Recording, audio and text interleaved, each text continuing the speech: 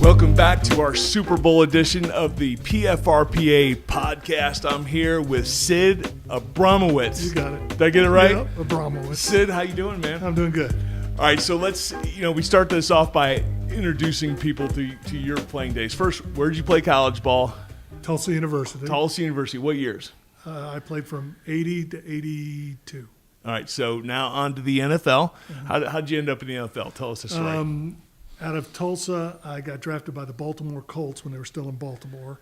That was in 83. 83? So it was the year that Marino and those guys all got drafted. So nice. that was my year. That's why I was drafted later, because all those guys. Right. And I got drafted by the Baltimore Colts, first pick, 5th round. Okay. And at the same time, the USFL was going on, so I got drafted. Oh, I by remember the USFL. those days, right? Yeah, by the Arizona Wranglers, I think it was. But so I ended up in Baltimore for my rookie year. Right after my rookie year, we bought a house in Baltimore, and the team got, I don't know if you remember this, but the team moved in the middle of the night. Oh, I remember. Okay. Yeah, Well, I remember I'm in the Army and reserves. I went to ROTC. Okay. So I was on active duty at Fort Ben Harrison in Indianapolis. So I was in Indianapolis, and my commander comes in. We're in class at 6 a.m., comes in and pulls me out because he knew I was with the Colts. And he says, you guys are moving to Indianapolis? I said, what? And that's when I found out the team was moving. And oh, my gosh. And then I ended up being there for the camp there. I got released, and I ended up getting picked up by the Seattle Seahawks. Okay. I was with them at 84 into the playoffs and stuff. And then Seahawks? Yeah. Is this during the Largent era? Yes. Okay. So. And Largent went to Tulsa. Oh, yeah. He didn't That's know who right. I was. I knew who he was. Right, right. As a matter of fact, when I went to Seattle, I don't know if you remember, but Franco Harris was in Seattle. I know I'm showing my age now. No, I didn't even know that. Okay, I mean, everybody thinks Franco's Steelers, right? Yeah, Franco got picked up because Kurt Warner, the running back from Penn State, had gotten hurt. The other Kurt Warner. Yes. Right. Yes. And he got picked up.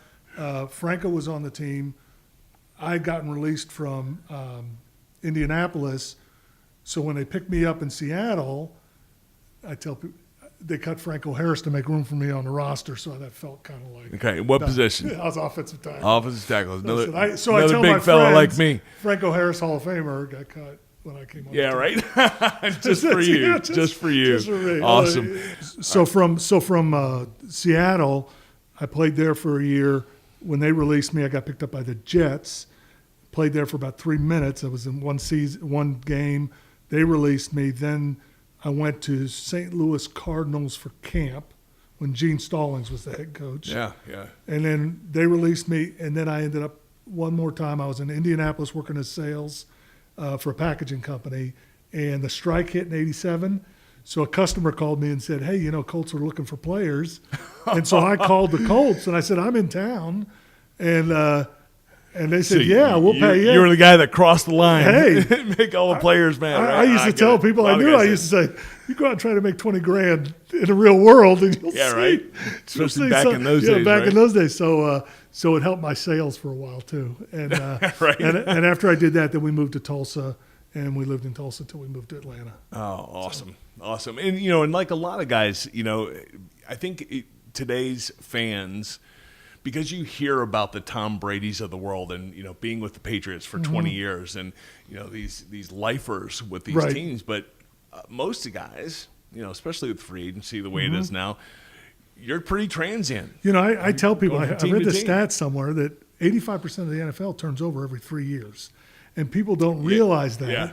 And so I say, the names you're hearing are always the same names. Right. But behind them is if I remember when I was in college and one of our ball players was with Tampa Bay, and they said, well, he's second team.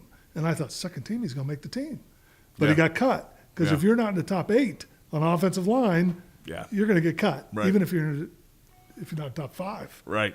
So there's a lot of things going on behind that. Yeah, most fans probably don't even realize it's a big numbers game, as you know, right? Between the numbers on the roster and obviously the budget, right, the cap. So one of the big things that we're excited about the PFRPA about is really a central focus on the retired player, of course. but specifically, it's about our health, and the second part of this is about business. Right. So I want to go into this part, and I want to talk a little bit about maybe, one of the tough periods that we all go through as professional football players is the making the transition from being a player to the real world, to the real business world. I was joking with one of the guys, said, we all have this illusion that we're going to retire and we're going to kind of ride off into the sunset. Yeah. You're going to tip your hat to the crowd. Correct. So long. Glad you all love me. Yeah. And it just doesn't happen that way, right? Yeah. For 99.9% of guys. So the transition years become really tough, and there's a lot of really serious issues with that. There's, of course, the suicide rate that is way too high, the divorce rate, all these problems. Let's talk a little bit about the transition time for you. First of all, we all have kind of a number. How long did it take you? How many years till you kind of started finding purpose again? Yesterday, maybe. Yesterday? No, I mean, yeah. It's a constant. I mean, that's for me. It's kind of constant that I got to kind of re-motivate to what I'm doing. And, and that's why I like what I do. But I remember when the first time I got cut, I remember thinking I had to call my wife and say, hey, I got cut. She thought I was joking. And I said, I'm not joking, because I joke a lot. And I said, no, I'm not joking.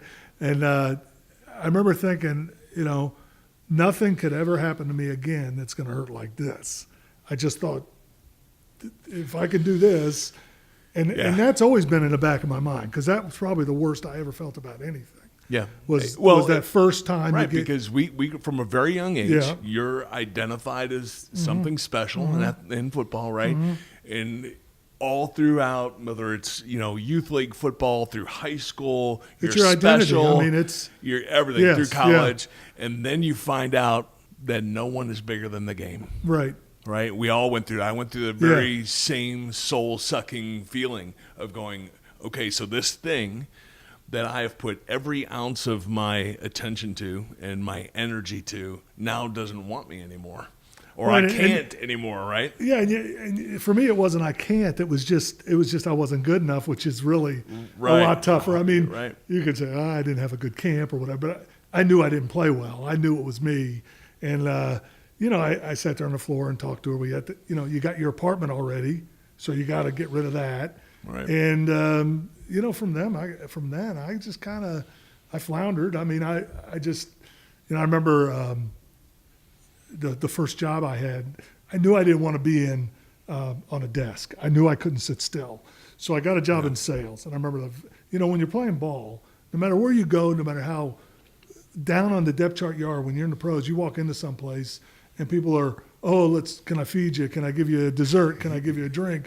No matter who. When you don't necessarily need it. You don't need it then. You got the money.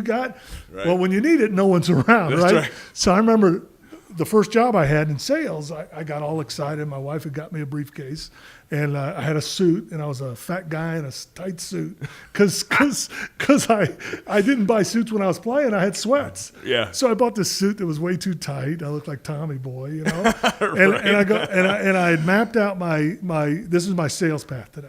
I'm going to start here. I'm going to go all the way back to the office, come back. That was, I had this excited. So I go to the first place. I'm there at 7 a.m. right in the lobby. Not in the lobby, but outside. Yeah. Places don't open till 8, obviously, sometimes 9. Right. So I'm sitting there.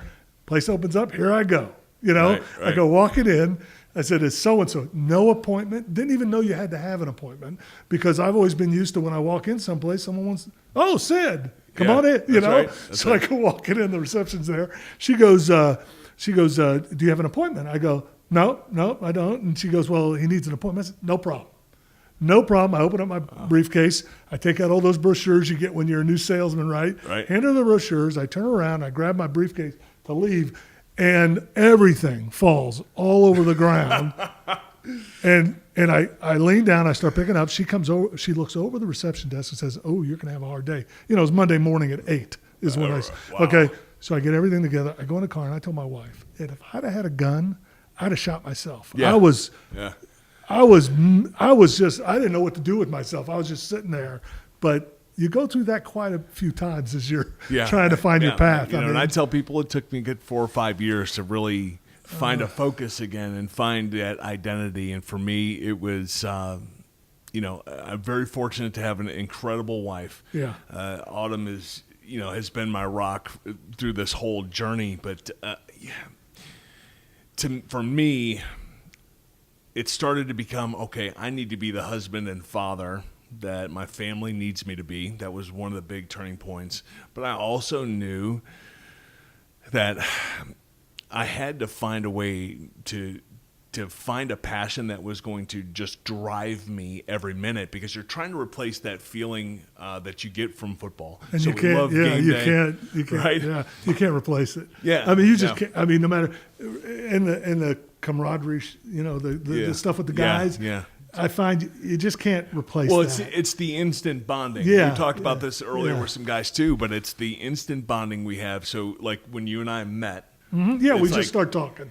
You Yeah. played, I played. Yeah. It's that instant qualification for whatever that means, or whatever happens between players and this brotherhood, that we all have this very similar experience that instantly bonds us. I think one of the big issues with that is that we have never been told or have learned how to properly use that for our advantage after the game. Right. Because there's so many guys out there doing so many different things and great things across the country, and we all need help, right? We all need that team feeling, Right. whether, and even if it's for, personal well-being, your own mental health, or if it's for business. So many guys are tied into so many different businesses across the country.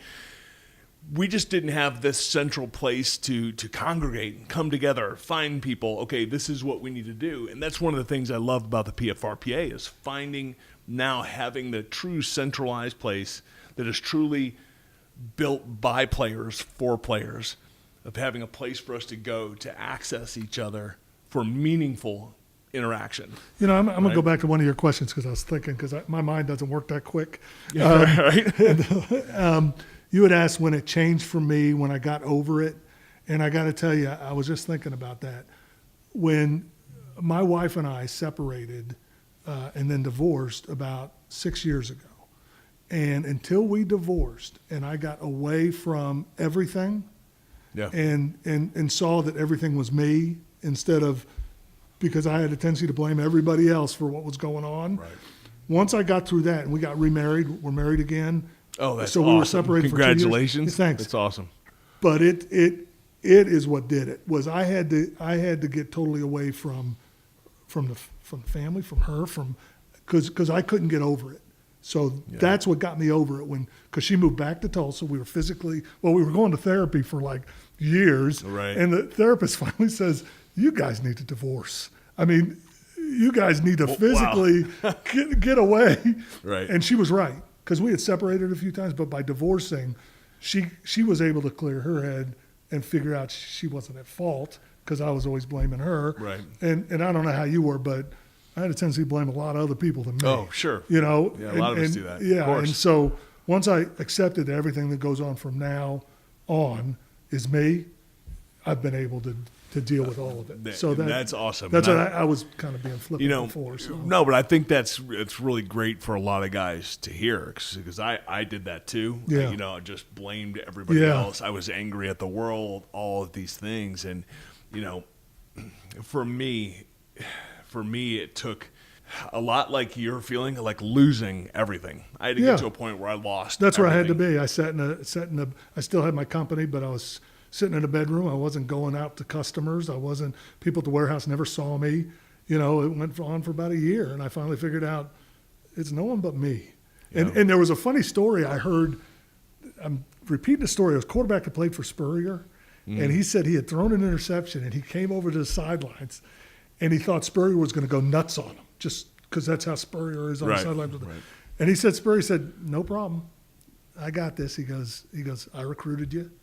I gave you a scholarship. I put you on the field. That's me." Yeah. And when I heard that, I know the guy was telling it kind of a joke, but that is how I view my life now, that I'm the one making all the decisions. That's right. You can't blame anyone. I mean, no matter what it is, because you're in total control, not like when you were 5. So I totally agree with you, and I think that message is so critical for retired players to hear, because I think that helps us to just better understand ourselves. but you can't hear it till you're ready to hear it. You're right. You're right. You. And unfortunately, some of us we're thick-headed and we've been hitting our right? heads, and yeah. and we're from a culture that's you press on, man. I was in one of these these group things with the psychologist or whatever, where they bring a bunch of NFL players in. Yeah.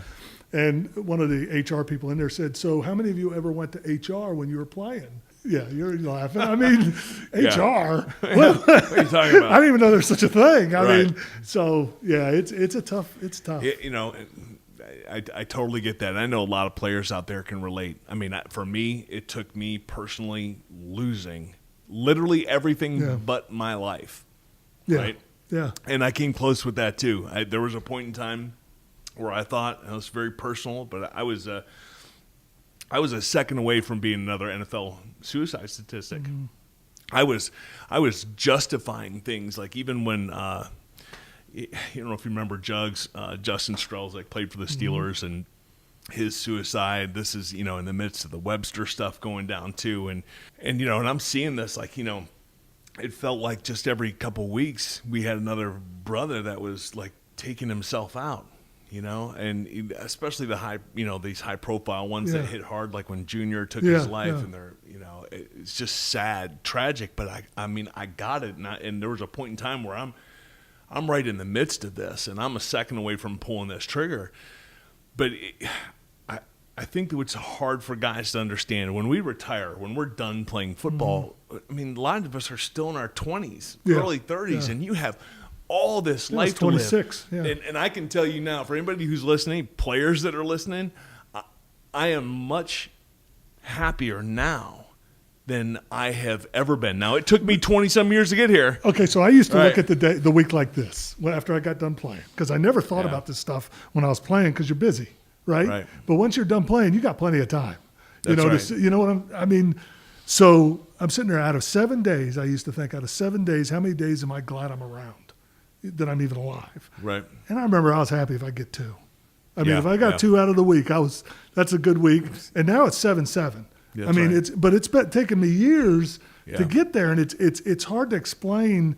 I mean, my wife's been there the whole time, trying to support me, and the family gets frustrated. And this is too important of an issue, and I think, obviously, it just gets, a lot of folks just kind of gets glossed over. Yeah. But this is a very serious, tragic thing that doesn't just happen to a player. Right. When that player commits suicide, the family, the family is destroyed. I mean, and this isn't necessarily the fault of the player, because when somebody's going through something like this, it's sickness. Just like if any of your other organs are diseased, right? Your brain is diseased. You're going through depression. It's all of those things. So, but we don't see the effect that it has on our loved ones and just how deeply tragic this is. So my hope is here that guys are listening, going, number one, you have a place to go and people to talk to, and number two, that you are not alone. And I know that that's how I felt, because we do this, and I want to hear your response to this, because when you're playing this game and you feel like you're on this super high level and you're special and all these things, the last thing you're going to do is connect with one of your buddies, one of your brothers, and say, man, my life sucks and I'm having a really hard time and I feel like killing myself. And you're not going to do that. No, you're not. Am I right? I mean, I think that pride issue. Yeah, and I've been trying to figure out, because it to me, and I have this discussion with my brother. He's a retired colonel in the Army, and in the Army, the suicide rates for enlisted have gone way up. Yeah. And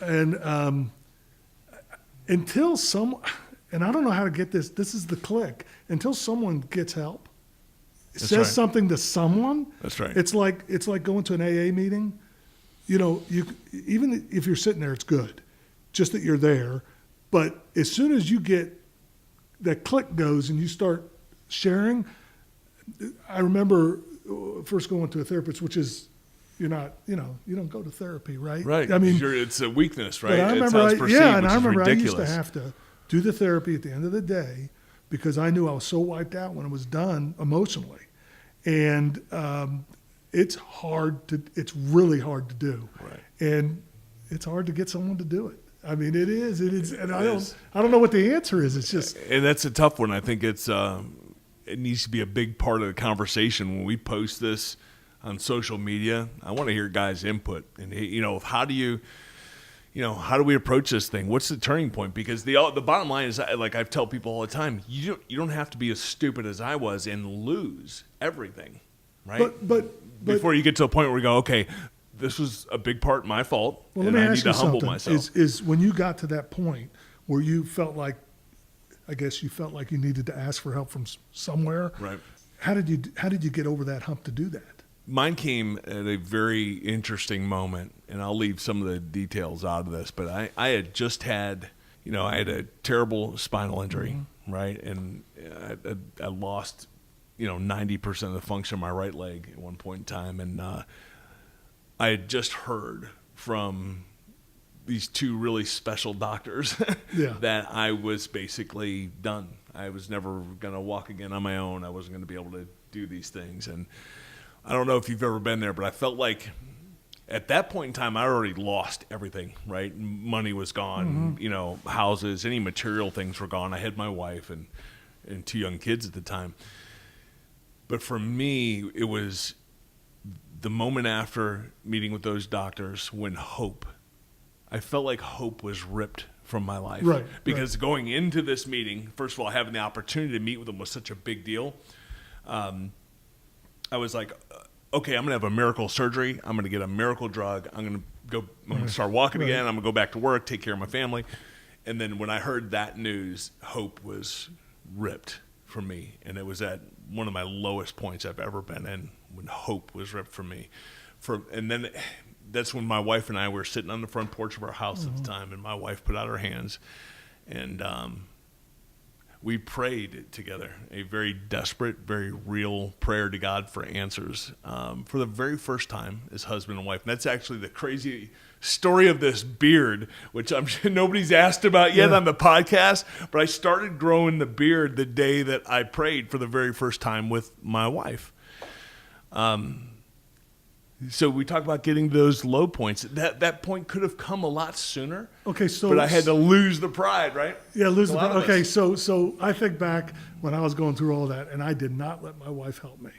I didn't let anyone help me, and that's critical. I mean, because you got to get to where, the other thing I learned is everyone has different lows.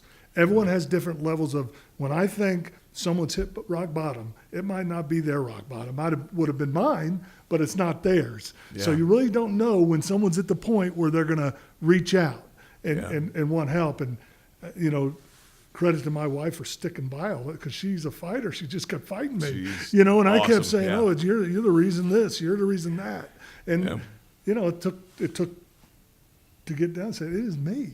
Yeah. So absolutely. And then I was able to bring her back into my life, and everything's better. I mean, the family, the grandkids. It's funny how,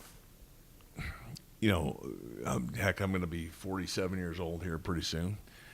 But looking back on life now and some of these harder, more tragic things that happened in our lives, how they turn out being some of the best things that actually happened to us, right? Because I wouldn't be the man that I am today, the husband and father that I am today, if I hadn't have gone through those really hard times. So in a way, it was God does amazing things, right? It was an amazing thing to see how it transitioned over into this blessing. Now, the problem is when you're going through it. Oh God! You can't ever see how in the world will this. Well, it's kind of this is a weird analogy, but you got for me, I had to be a parent to get to be a grandparent.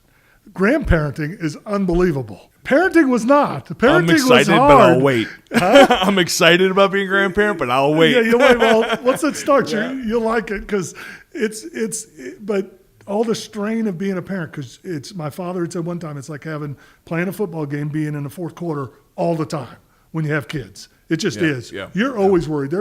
I've got a daughter 34. I'm worried all the time. But when you're a grandparent, it's so much nicer. Right? Because you can give them back. Yeah, you can give them back. You can give them candy. There's no rules, So it kind of reminds me of that. You have to go through all this pain and stuff to get to the part where you can really enjoy things. Yeah. And that's because and that's the truth of it. I'm glad you hit on that. There is so much joy to be had because we have so much more life to live, and I think if I could send a message to guys, it's like you're going to find that purpose. Just don't stop grinding, right? Don't stop working for it and searching for it because it'll be there. And that's why it's good to have someone like my wife would always. And this is what I didn't like about her, but she was right. Always challenging me on they're things. Always right. They're man. always right. You learned that? No, I have learned that. I still fight her now, but I know eventually she's right. So, but she would always say, okay, what are you doing today? What are you feeling like today? Because it's things that I don't acknowledge. She would say, you seem like you're down today. I was, but I didn't, That would anger some guys. Yeah. What do you mean? I'm fine, right? Because we're always fine. Yeah, we're always good. So this has been amazing. I want to touch on change directions a little bit. I know that you're in the packaging business, and you've made some transition over into the working world, right? So tell us a little bit about what you're doing now in packaging. Okay, well, when I got out of football, I knew I didn't want to be at a desk. So I knew I needed something that was outside. And, you start doing the headhunter thing. Right. And I sat down with the headhunter, and she said, well, how much do you want to make? And this is back in 86 or 87. So I said, I guess I'd be all right with 80. And she said, 80? What have you been doing? I said, well, I was in the NFL. She goes, no, you need to. She goes, you got any experience? I said, lowered expectations. No, she said, we're talking like, 15, 20. I said, what? Yeah. And I was a week? What do you mean, a week? And so she got me a couple of offers, and one was working for a Pizza Hut as an assistant manager, and that time they were with PepsiCo. And she said, we usually pay 15, but because you were in NFL and stuff, I talked to the upper region manager, we'll go 17.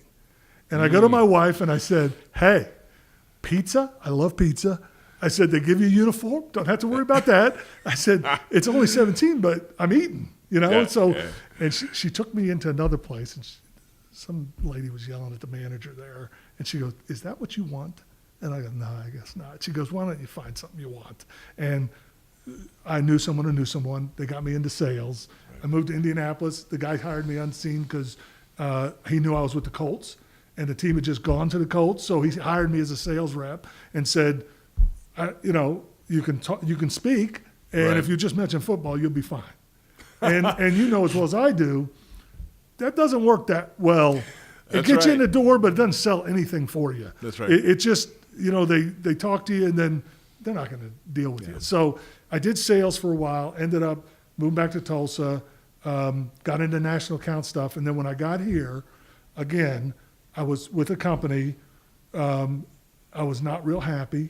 They weren't happy with me. I wasn't happy with them. I was weighing 400 plus pounds, and I was miserable. And I called my wife and I said, hey, I don't know what to do, but I can't stand this. And she said, you always wanted to start your company. Why don't you do it? She goes, we got nothing to lose. And the best thing she ever does with me all the time, because all my jobs have been full commission, she always goes, what's the worst you can do, and can we still survive?